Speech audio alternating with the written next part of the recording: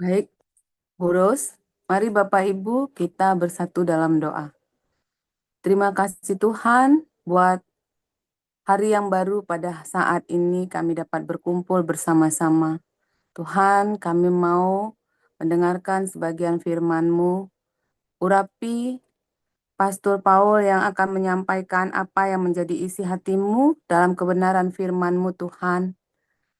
Begitu juga dengan kami, bukalah hati kami, pikiran kami, supaya kami boleh mengerti firman-Mu, terlebih kami boleh melakukannya juga di dalam kehidupan kami sehari-hari. Inilah kami Tuhan, menyerahkan waktu kami ke dalam tangan-Mu. Berfirmanlah Engkau, terima kasih Bapa. Di dalam nama Tuhan Yesus kami berdoa. Amin. Terima kasih Bu Ros.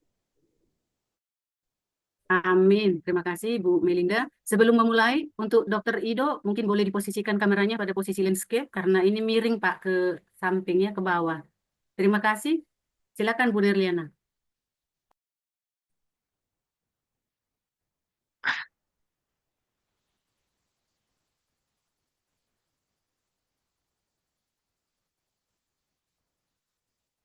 Putar kameranya, Pak Ido.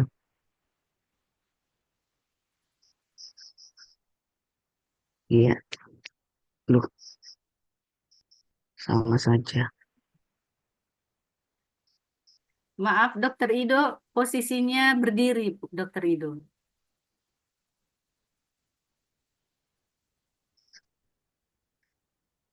Ya, sambil Dr. Ido memperbaiki posisi kamera, silakan Bu Nerliana. Baik, terima kasih Bu Ros. 1 Tawarik 18 ayat 1 sampai 17, demikian firman Tuhan. Sesudah itu Daud memukul kalah orang Filistin dan menundukkan mereka. Lalu ia merebut Gad dan segala anak kotanya dari tangan orang Filistin. Dan Daud memukul kalah orang Moab, sehingga orang Moab takluk kepadanya dan harus mempersembahkan upeti. Selanjutnya Daud memukul kalah Hadadezer, Raja Zoba, dekat Hamat, ketika ia pergi menegakkan kekuasaannya pada sungai Efrat. Daud merebut daripadanya 1.000 kereta, 7.000 orang pasukan berkuda, dan 20.000 orang pasukan berjalan kaki. Lalu Daud menyuruh memotong urat keting segala kuda kereta, tetapi dengan meninggalkan 100 ekor kuda kereta. Lalu orang Aram dari Damsyik datang menolong Hadadezer, Raja Zoba. Tetapi dari antara orang Aram itu, Daud menewaskan 22.000 orang. Kemudian Daud menempatkan pasukan-pasukan pendudukan di daerah orang Aram dari Damsyik, dan orang Aram itu menjadi budak Daud yang harus mempersembahkan upeti. Tuhan memberi kemenangan kepada Daud kemanapun ia pergi berperang. Sesudah itu, Daud mengangkut perisai-perisai emas yang dipakai oleh orang-orang Hadadezer, lalu membawanya ke Yerusalem. Dan dari Tibhat dan dari Kun, yaitu kota-kotanya di Hadadezer, Daud mengangkut amat banyak tembaga. Daripadanya, Salomo membuat laut tembaga, tiang-tiang, dan perlengkapan tembaga.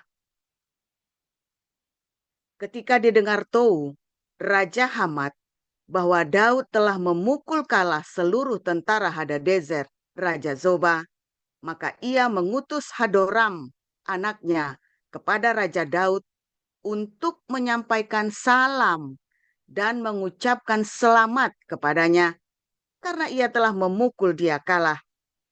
Sebab Hadadezer sering memerangi Tou. Dan Hadoram membawa pelbagai barang-barang emas, perak, dan tembaga. Juga barang-barang ini dihususkan Raja Daud bagi Tuhan, bersama-sama perak dan emas yang diangkutnya dari segala bangsa, yakni dari orang Edom, dari orang Moab, dari Bani Amon, dari orang Filistin, dan dari orang Amalek. Abisai, anak Zeruya, menewaskan 18.000 orang Edom di lembah Asin. Lalu ia menempatkan pasukan-pasukan pendudukan di Edom, sehingga seluruh Edom diperbudak oleh Daud.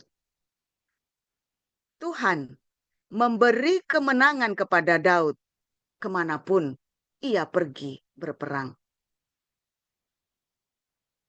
Demikianlah Daud telah memerintah atas seluruh Israel dan menegakkan keadilan dan kebenaran bagi seluruh bangsanya. Yoab, anak Zeruya, menjadi panglima. Yosafat bin Ahilud menjadi bendahara. Zadok bin Ahitub dan Ahimelek bin Abiatar menjadi imam. Sausa menjadi panitera. Benaya bin Yoyada menjadi panglima orang Kreti dan orang Pleti. Dan anak-anak Daud adalah orang-orang utama yang diperbantukan kepada raja. Demikian. Terima kasih Bu Nerliana. Dilanjutkan Dr. Ido, silakan Pak.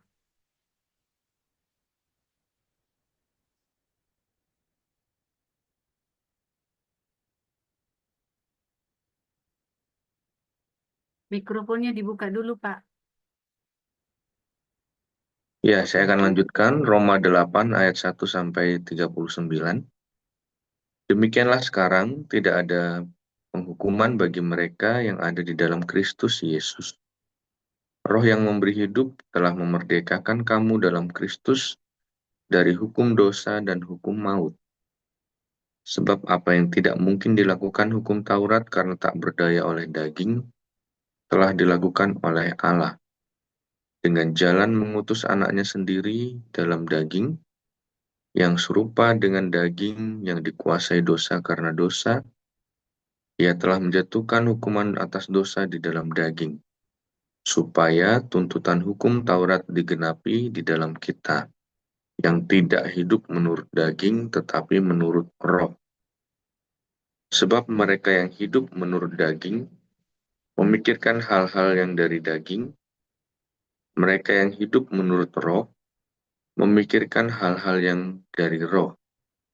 Karena keinginan daging adalah maut, tetapi keinginan roh adalah hidup dan damai sejahtera. Sebab keinginan daging adalah perseteruan terhadap Allah, karena ia tidak takluk kepada hukum Allah. Hal ini memang tidak mungkin baginya. Mereka yang hidup dalam daging tidak mungkin berkenan kepada Allah, tapi kamu yang tidak hidup dalam daging, melainkan dalam roh, jika memang roh Allah diam di dalam kamu. Tetapi jika orang tidak memiliki roh Kristus, ia bukan milik Kristus. Tapi jika Kristus ada di dalam kamu, maka tubuh memang mati karena dosa, tetapi roh adalah kehidupan oleh karena kebenaran. Dan jika roh Dia yang telah membangkitkan Yesus dari antara orang mati diam di dalam kamu, maka Ia yang telah membangkitkan Kristus Yesus dari antara orang mati akan menghidupkan juga tubuhmu yang fana itu oleh rohnya, yang diam di dalam kamu. Jadi saudara-saudara, kita adalah orang berhutang, tetapi bukan kepada daging, supaya hidup menurut daging. Sebab jika kamu hidup menurut daging, kamu akan mati. Tetapi jika oleh roh kamu mematikan perbuatan-perbuatan tubuhmu, kamu akan hidup. Semua orang yang dipimpin roh Allah adalah anak Allah. Sebab kamu tidak menerima roh perbudakan yang membuat kamu menjadi takut lagi.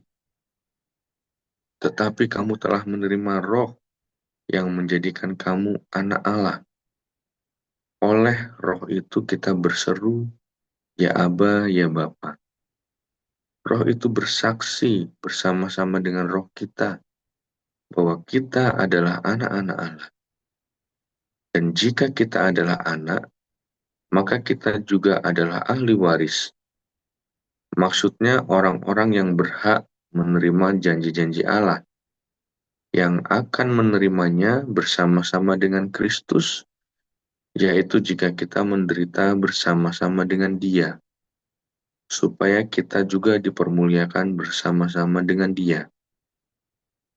Sebab aku yakin bahwa penderitaan zaman sekarang ini tidak dapat dibandingkan dengan kemuliaan yang akan datang, yang akan dinyatakan kepada kita.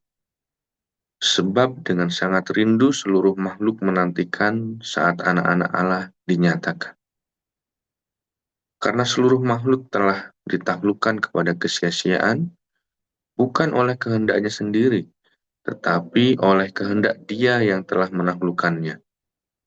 Tetapi dalam pengharapan, karena makhluk itu sendiri juga akan dimerdekakan dari perbudakan kebinasaan dan masuk ke dalam kemerdekaan kemuliaan anak-anak Allah. Sebab kita tahu bahwa sampai sekarang, segala makhluk sama-sama mengeluh dan sama-sama merasa sakit bersalin.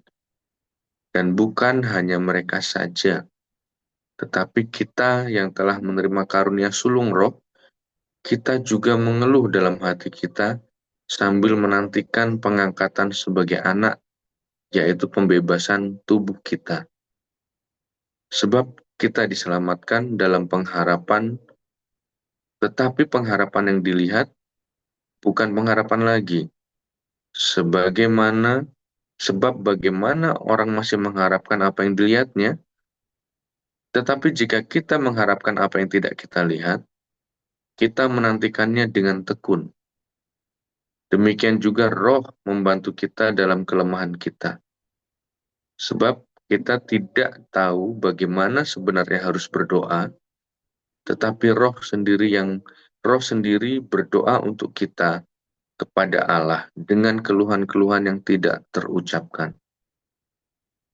Dan Allah yang menyelidiki hati nurani, mengetahui maksud roh itu, yaitu bahwa Ia, sesuai dengan kehendak Allah, berdoa untuk orang-orang kudus. Kita tahu sekarang bahwa Allah turut bekerja dalam segala sesuatu untuk mendatangkan kebaikan bagi mereka yang mengasihi Dia, yaitu bagi mereka yang terpanggil sesuai dengan rencana Allah. Sebab semua orang yang dipilihnya dari semula, mereka juga ditentukannya dari semula untuk menjadi serupa dengan gambaran anaknya, supaya Ia, anaknya itu, menjadi yang sulung di antara banyak saudara. Dan mereka yang ditentukannya dari semula, mereka itu juga dipanggilnya. Dan mereka yang dipanggilnya, mereka itu juga yang dibenarkannya. Dan mereka yang dibenarkannya, mereka itu juga dimuliakannya. Sebab itu, apakah yang akan kita katakan tentang semuanya itu? Jika Allah di pihak kita, siapakah yang akan melawan kita? Ia yang tidak menyayangkan anaknya sendiri, tetapi menyerahkannya bagi kita semua, bagaimanakah mungkin Ia tidak mengaruniakan segala sesuatu kepada kita bersama-sama dengan Dia? Siapakah yang akan menggugat orang-orang pilihan Allah? Allah yang membenarkan mereka? Siapakah yang akan menghukum mereka? Kristus Yesus yang telah mati, bahkan lebih lagi yang telah bangkit, yang juga duduk di sebelah kanan Allah, yang malah menjadi pembela bagi kita? Siapakah yang akan memisahkan kita dari kasih Kristus? Penindasan, atau kesesakan, atau penganiayaan, atau kelaparan, atau ketelanjangan, atau bahaya, atau pedang? Seperti ada tertulis, oleh karena engkau kami ada dalam bahaya maut sepanjang hari. Kami telah dianggap sebagai domba-domba sembelihan. Tetapi dalam semuanya itu, kita lebih daripada orang-orang yang menang oleh Dia yang telah mengasihi kita. Sebab aku yakin bahwa baik maut maupun hidup, baik malaikat-malaikat maupun pemerintah-pemerintah, baik yang sekarang maupun yang akan datang, atau kuasa-kuasa, baik yang di atas maupun yang di bawah, ataupun sesuatu makhluk lain, tidak akan dapat memisahkan kita dari kasih Allah yang ada dalam Kristus Yesus Tuhan kita. Amin. Amin. Terima kasih para lektor, Ibu Nerliana dan Dr. Ido. Karena Pastor Paul belum bersedia, belum hadir, kita akan melanjutkan dengan mendoakan pokok-pokok doa kita pada hari ini. Dimohon untuk yang bertugas doa, untuk mempersiapkan, memperhatikan waktu maksimal 3 menit dan selalu open cam dengan posisi kamera landscape ya Bapak Ibu, dan kepada Ibu yang di Zoom dimohon untuk menampilkan nama yang jelas di profile dan tidak diubah-ubah ya Bapak Ibu, supaya tim Embun Pagi bertugas pagi ini lebih mudah untuk men-spotlight nama-nama Ibu yang bertugas dan untuk absensi ya. Ya, kita berdoa untuk Damaris Pancasila, Damar Kasih, Dr. Medsos Embun Pagi, LBH Hagios Christian Center, Eropa yang berdoa, mungkin bisa di backup ya. Ibu Ripka Jo hari ini tidak hadir, tolong di backup oleh Ibu Rumiasi, bersedia Ibu Rumiasi, kalau bersedia tolong beri respon Bu. Dan berdoa untuk persekusi yang masih terjadi di Indonesia, kiranya lawatan Tuhan terjadi oleh Ibu Dunanti Tobing. Dan doa untuk pemerintah Indonesia, Pak Cecep Utama. Ya, boleh dimulai oleh Ibu Dunanti berdoa untuk persekusi sambil yang lain dipersiapkan. Silakan, Bu.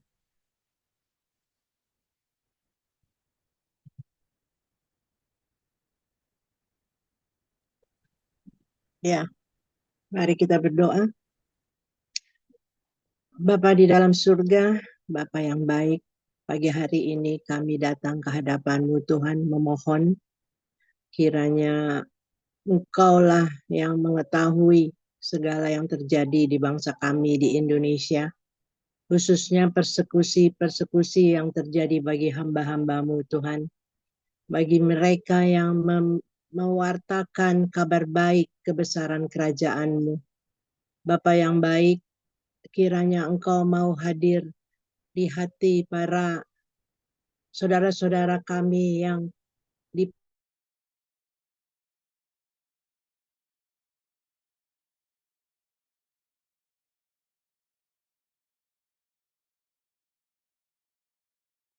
Ya, maaf Bu Dunanti mungkin nge-preach ya.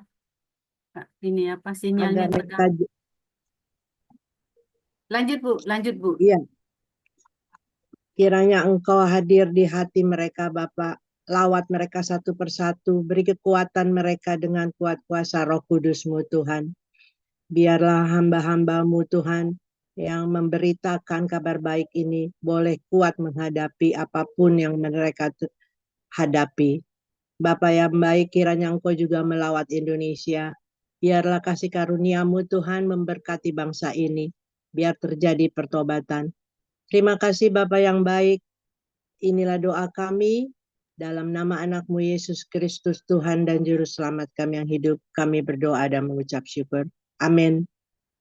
Amin. Terima kasih Bu Dunanti. Berdoa untuk yayasan, Ibu Rumiasi silakan. Ya, mari Bapak Ibu kita bersatu di dalam doa.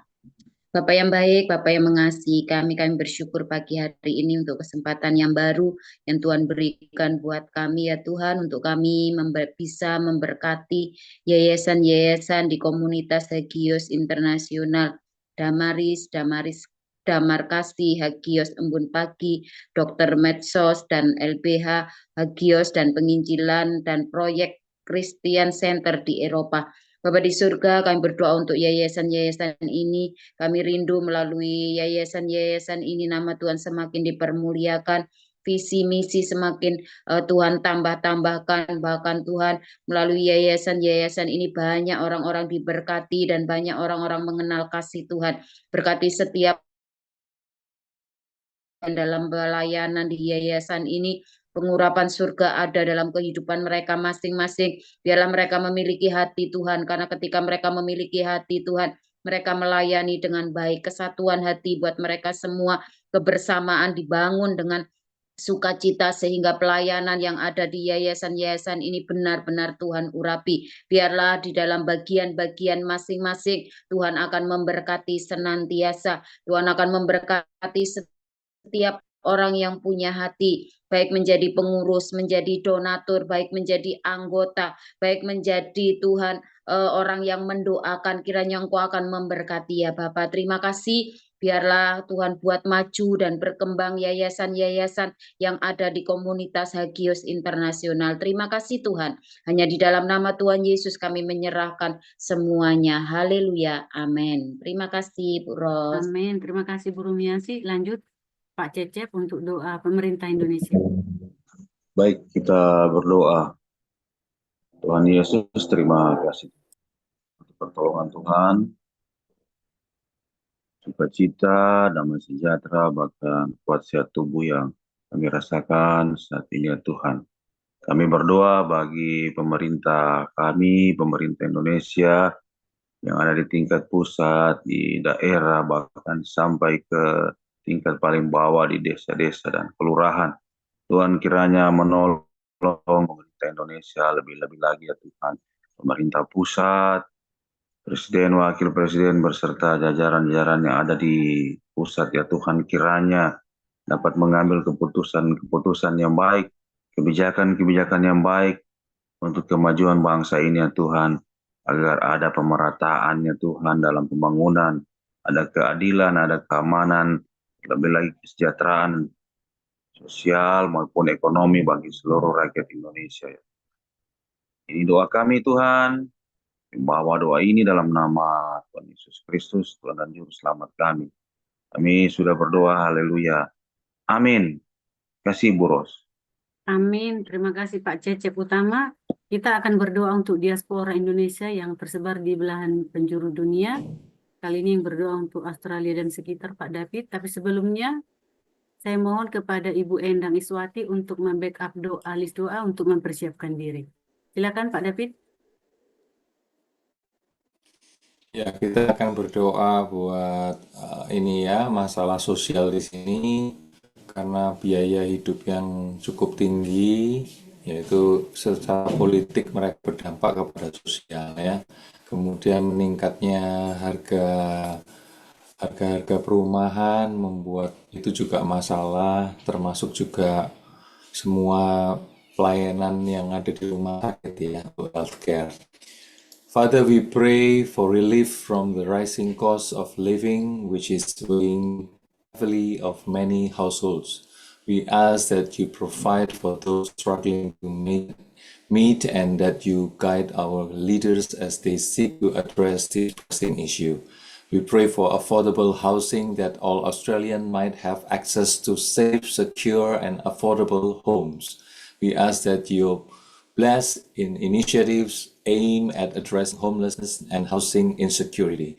We pray for our healthcare system, that it might continue to provide high quality care to all Australians. We ask that you guide healthcare professionals and that you provide comfort and healing to those who are sick or injured. In Jesus' name we pray. Amin. Terima kasih Bu Ros. Amin. Terima kasih Pak David. Kita akan berdoa untuk saudara-saudara kita yang mengalami pergumulan dan sakit penyakit. Bagi Bapak Ibu yang mungkin butuh doa untuk pemulihan keluarga atau untuk usaha ataupun yang lainnya, boleh dicek di Zoom supaya tim ASER nanti untuk melanjutnya ke Hagios Care untuk didoakan pada pertemuan selanjutnya. Kali ini yang membawakan doa Ibu Endang Iswati, silakan. Baik Bu Ros. Mari Bapak Ibu, Saudara, kembali kita satu dalam doa. Bapa di surga, Allah yang penuh kasih, terima kasih Tuhan, kiranya pada pagi yang indah ini ya Bapa, kami boleh kembali dengan segala kerendahan hati membawa saudara-saudara kami yang saat ini dalam pergumulan kesehatan mereka. Yalah Tuhan, kiranya kami berdoa untuk pemulihan kesehatan Pak Nasuki. Pak Nasuki yang nanti bulan Mei akan operasi ya Tuhan, biarlah kiranya Tuhan Kau berikan pemulihan kesehatan yang dari Tuhan, mukjizat dari Engkau, kiranya boleh ada untuk Pak Nasuki. Kami juga berdoa untuk kesehatan Ibu Titin, dan kiranya Tuhan juga sembuhkan Ibu Titin dari sakit diabetes ini, Bapak.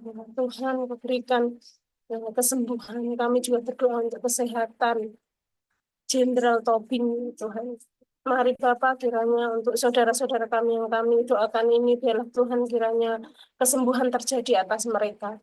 Kami juga berdoa Tuhan untuk iman dan pengharapan setiap keluarga-keluarga yang saat ini rindu, keluarganya dipulihkan, juga ekonominya dipulihkan.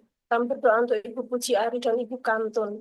Biarlah saudara-saudara kami ini Tuhan beroleh berkat yang luar biasa dari Tuhan untuk pemulihan keluarga dan juga ekonomi mereka melalui setiap usaha yang mereka jalani. Terima kasih Bapak, kami serahkan setiap doa-doa ini ke dalam tangan kuasa Tuhan yang kudus, di dalam nama Yesus, haleluya, amin. Terima kasih Bu Ros. Amin. Terima kasih Bu Endang. Kita akan berdoa untuk keluarga yang terpecah belah, single parent dan yatim piatu, serta para lansia. Silakan Ibu Erna. Baik Ibu, marilah kita berdoa. Allah Bapa di dalam kerajaan surga, puji syukur kami panjatkan kehadirat-Mu. Pagi hari ini kami mau berdoa untuk keluarga terpecah belah, yatim piatu, dan single parent. Bapa, kami serahkan keluarga terpecah belah ke dalam tangan pengasihan-Mu. Bapa, pulihkan dan satukan kembali keluarga mereka. Beri kekuatan dan teguhkan iman mereka. Beri damai sejahtera pada setiap hati mereka, supaya kasih Kristus tetap mereka rasakan. Begitu juga untuk yatim piatu, lindungilah dan berkati mereka ya Bapa. Biarlah kesehatan terus ada dalam kehidupan mereka. Sediakan apapun yang mereka butuhkan, sehingga mereka tetap sukacita di dalam Engkau. Kami mau berdoa juga untuk single parent. Biarlah Engkau terus memberi kekuatan dan menghiburnya, agar mereka tetap semangat dalam hidupnya, dan tetap mengandalkan Engkau, dan semakin mengasihi Engkau. Beri kesehatan cara jasmani dan rohani, dan selalu mengucap syukur. Terima kasih ya Bapa, kami serahkan setiap doa kami. Haleluya. Amin. Terima kasih Ibu. Amin. Terima kasih Bu Erna. Dilanjutkan doa untuk keluarga Pastor Paul dan pengurus yayasan dan pimpinan Hagios. Silakan Ibu Ayu. Baik, Bu Ros. Mari Bapak Ibu kita berdoa. Kami bersyukur atas kasih setiamu yang selalu menyertai hidup kami. Hari ini kami berdoa untuk keluarga Pastor Paul, di mana ada Bu Anna dan kedua anaknya Wesley dan Miracle yang Kau panggil melayanimu. Berkatilah mereka dengan kesehatan, kekuatan, dan damai sejahtera. Kami juga berdoa agar Engkau memenuhi setiap kebutuhan mereka, baik secara jasmani maupun rohani, dan memberikan sukacita dalam hati mereka ketika melayanimu. Dalam segala hal, biarlah nama Tuhan Yesus dimuliakan melalui hidup dan pelayanan mereka. Berkati juga keluarga besar pastor yang ada di Indonesia dan dimanapun berada dengan kesehatan dan kesejahteraan. Berkati pula para pemimpin di Hagios dan pengurus yayasan agar selalu takut akan Tuhan, rendah hati, dan tetap setia di dalam pelayanannya. Berkati pula di dalam kesehariannya, agar Engkau selalu berikan kesehatan. Dalam nama Tuhan Yesus kami berdoa dan mengucap syukur. Amin. Terima kasih Bu Ros. Amin. Terima kasih Ibu Ayu. Kita akan memasuki renungan firman Tuhan pada pagi hari ini yang dibawakan oleh Dr. Joseph Paul Zhang, gembala kita, dengan judul Ternyata Judas adalah Mualaf. Kepada Pastor Paul dipersilahkan.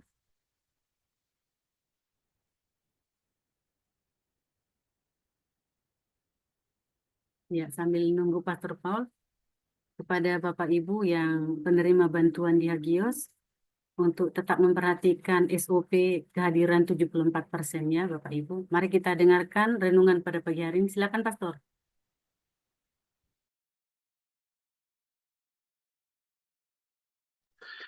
Haleluya, firman Tuhan selalu baru. Setiap hari ketika kita menanti-nantikan Tuhan, dengan penuh cinta, dengan penuh pengharapan, dan selalu berbuat baik. Jangan lupa berbuat baik, saudara. Nanti sore kita bahas ya, koinonia ya. Ini kita cerita dulu nih. Saya kemarin ada tadi pagi atau kemarin tuh ya, saya lihat si Ruben Onsu lagi live ya. Aduh, si Ruben Onsu lagi live terus dibully habis-habisan ya. Yudas, Yudas 30 keping. Si Ruben Onsu lagi jualan panci. 30 keping harganya. Harganya udah kasihan sekali saudara ya. Jualan panci dihargain 30 keping. Terus adanya rupanya mualaf juga ya. Yudas, Yudas, Yudas, Yudas. Kasihan ya. Saudara jangan ikut-ikut ya. Jangan ikut-ikut membuli. Nggak boleh saudara ya. Bukan masalah Pancasila. Nggak boleh, pokoknya nggak boleh. Kita nggak boleh membuli seperti itu. Kalau mau marahin sekalian, kan udah selesai. Nggak boleh terus dibully begitu ya, karena itu bukan kita memarah, karena kita mengasihi, kita tegur. Tapi kalau membuli itu beda, ya saudara ya. Bukan masalah Pancasila, bukan. Ya, karena ada banyak orang yang imannya memang lemah. Ya, kamu kira ketika Yudas itu menjual Yesus dengan ciuman, terus dia nggak nyesel, saudara? Nyeselnya setengah mati, itu, saudara. Kamu kira Petrus itu nggak nyesel? Nyesel, saudara. Ya, kalau nggak Pak Yudas nggak mungkin bunuh diri itu. Ya, jangan kita bully lagi. Seringkali dalam pergumulan hidup kita ini banyak kalahnya. Karena kita tidak mau percaya. Bukan karena kurang percaya, kita yang memutuskan untuk tidak mau percaya, maunya udah bypass, paling gampang jadi mualaf, tarik lagi redup, kayak si Deddy Corbuzier, kayak si Hani Christian, lagi banyak masalah, dilaporin polisi, jadi mualaf. Kayak Richard Lee, daripada masuk penjara, mendingan jadi mualaf. Iya kan? Iya kan? Kamu pikir saya nggak pernah begitu punya perasaan itu. Saya pernah nyaris tinggal seminggu lagi kita udah janjian mau syahadat jadi Islam, saudara. Ya, untung saya ketemu Tuhan Yesus. Tapi kenapa saya bisa menang? Karena saya lahir baru. Semua itu kasih karunia, saudara. Kita yang masih kuat teguh berdiri, jangan pernah sombong. Tetapi kamu yang sudah jatuh, balik. Kembali, yang sudah jatuh, Anda yang mualaf gara-gara menikah, ayo balik. Sekarang waktunya. Minta dibaptis ulang. Ya, Anda yang siapa di sini yang mualaf, bersyahadat kepada Islam gara-gara menikah, kembali. Baptis ulang. Ya. Siapa di sini yang bersyahadat gara-gara diiming-imingi karir, atau Anda lagi hutang, terus diiming-imingi lunas, kayak Yudi Mulyana, almarhum itu ya, Yudi Mulyana kan begitu kan dulu kan, hutangnya banyak, akhirnya disuruh ngawinin anaknya Pak Haji. Ya udahlah, ngawinin. Daripada suruh bayar utang, utangnya pendeta, utangnya banyak. Jadi saudara hati-hati saudara ya, hati-hati. Jangan kita, iya betul, nyaris jadi Yudas. Jangan kita menjadi Yudas, menjual iman kita demi pernikahan, demi utang, demi karir, demi apapun juga. Namun, kalau ada orang yang sudah menjadi Yudas, Anda jangan membuli. Dia pengen balik, belum tentu bisa balik, saudara. Ya, Yudi Mulyana coba mau balik kepada Tuhan Yesus. Diuber se-Indonesia mau dibunuh juga kalau bukan karena kita selamatin dulu ya. Wah, sampai kencing-kencing Yudi Mulyana itu ya, kabur dia sampai tidurnya setiap hari di mobil. Saking takutan. Ya. Kamu pikir Agustan nggak takut, saudara? Pondok-pondok ya, kita mau ngasih uang 50 juta saja dikawal ya, sama anjing-anjing penjaga. Kamu pikir nggak? Mereka yang sudah terlanjur, kamu pikir Richard itu nggak diancam? Kamu pikir si Bonbon itu nggak diancam itu, saudara? Beda kasusnya Ruben Onsu, saya Deddy Corbuzier kan memang karena dia menjual demi karir, dia juga nggak percaya. Yang sudah pindah nggak usah dibeli, tetapi Anda yang sudah pindah kembali. Kalau Anda mendengarkan firman Tuhan ini. Saudara, bagaimana caranya supaya kita menang? Kamu tidak punya cara lain. Dengar firman Tuhan, lakukan. Dengar firman Tuhan, lakukan. Kamu pasti menang. Kalau firman Tuhan bilang jangan berutang, jangan utang. Kalau firman Tuhan bilang ampuni, ampuni. Kalau firman Tuhan bilang lepaskan, lepaskan. Jangan ragu, jangan takut. Kalau kamu ragu, kalau kamu takut, habis kamu. Setiap hari hidupmu adalah pembentukan proses iman. Setiap jengkal umurmu. Jangan kamu sia-siakan. Gagal coba lagi sampai kamu tahu bagaimana cara melakukannya. Sebenarnya gampang melakukan firman Tuhan itu. Yang susah karena kita tawar-tawaran sama Tuhan. Tuhan, aku punya gini aja tuh sakit Tuhan. Ya ada seorang yang dia ada orang yang apa namanya dari Indonesia dikhianati oleh istrinya, saudara ya. Tadinya istrinya ngomongnya aku diperkosa, tapi nggak taunya apa, memang dasar istrinya yang selingkuh. Terus saya melihat, saudara, saya melihat, ampuni istrimu, nanti kamu kaya raya di sini. Kamu akan jadi orang sukses di Belanda, ampuni istrimu. Aduh, saya nggak, aduh, nah itu, saudara ya. Susah kan? Cuma tinggal melakukan. Demi perasaanmu yang sejengkal, kamu korbankan kehidupanmu masa depanmu. Kan seperti itu kan? Kamu dalam waktu sejengkal, ya sakit hatimu yang sejengkal sepenggal hidupmu, kamu akan mengorbankan, membunuh seluruh masa depanmu. Kan bodoh kamu itu. Lakukan firman Tuhan, ampuni, ampuni, lepaskan, lepaskan. Hidupmu enak, enteng kayak saya, saudara. Ringan, tidur, pules, bangun, ya kan? Ya kalau kamu mau kurus ya nggak apa-apa sih, pendendam yang banyak nanti cepet ya kan, cara diet yang paling efektif. Siapa di sini yang mau diet efektif? Ya miliki musuh banyak-banyaknya, dendam sebanyak-banyaknya, nanti kurusnya sak kurus-kurusnya sekalian sak cancer satu tumor itu keluar semua itu. Kalau kamu ingin cepat kurus ya cari masalah, cari musuh, cari ribut, cari dendam, kamu nanti kurus nanti, saudara ya. Kalau kamu pengen hidupnya kayak saya, seger ya kayak tomat, seger kayak tomat. Ya, hidupnya lakukan firman Tuhan. Ya. Aduh, saudara enak ya. Deg-degan, oh deg-degan. Gimana sih? Deg-degan. Pertama deg-degan, lama-lama nggak deg-degan sudah biasa. Kamu sehari naik jet. Siapa di sini sudah pernah naik jet? Kosa sehari 10 kali, saudara. Saya sama anak naik halilintar tuh sehari 10 kali itu, saudara ya. Sampai udah nggak berasa ya, masih berasa nggak ya? Sampai deg-degannya udah nggak berasa, saudara ya. Sampai itu kita perlu setrumnya kudu lebih kuat lagi, sampai kudu harus yang 2 megavolt, saudara ya. Biar deg-degannya berasa, adrenalinnya sudah nggak mengalir lagi, saudara. Nanti Papi Daniel khotbahnya ya ada-ada aja ya, saudara ya. Masa kita tuh nonton di Facebooknya Papi Daniel itu ya, Daniel Alexander Full. Masa disuruh cari masalah gitu. Saya pikir serem amat. Cari masalah ya, biar kuat. Ya, saudara ya. Lakukan. Kamu pikir mau hidup tanpa masalah ya? Kamu pikir hidup tanpa masalah itu enak, saudara? Nggak enak. Ya, tapi bukan cari masalah katanya. Jangan cari masalah. Cuman hidup dengan masalah itu enak. Ini membuat kamu tetap hidup. Kalau kamu hidup nggak ada masalah, kamu bosan, pengen mati, saudara. Kayak tetangganya Pastif, ingat nggak Pastif yang pemain saksofon kita itu ya? Tetangganya umur 92 tahun. Oh, oma saya baru meninggal ya, umur 101 tahun. Tadi malam ya, 101 tahun umurnya meninggal. Umur 101 tahun, Anda bayang umur 101 tahun itu kayak apa ya? Nah, terakhir untung ya, terakhir tuh Oma datang, kita sojakui itu ya. Oma datang ke rumah waktu itu, kami sojakui sama Oma ya.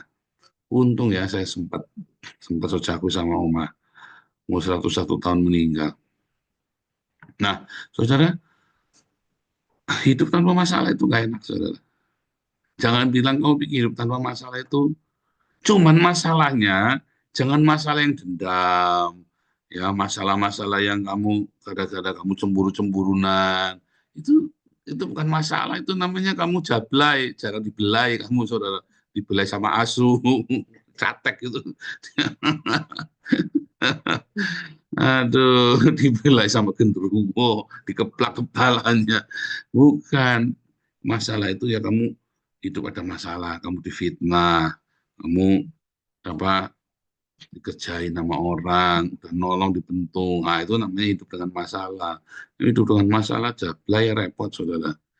Ya, jangan cemburu-cemburuan, iri-irinan, dengki-dengkinan, fitnah-fitnahan. Itu namanya bukan masalah, itu kamu cari mati.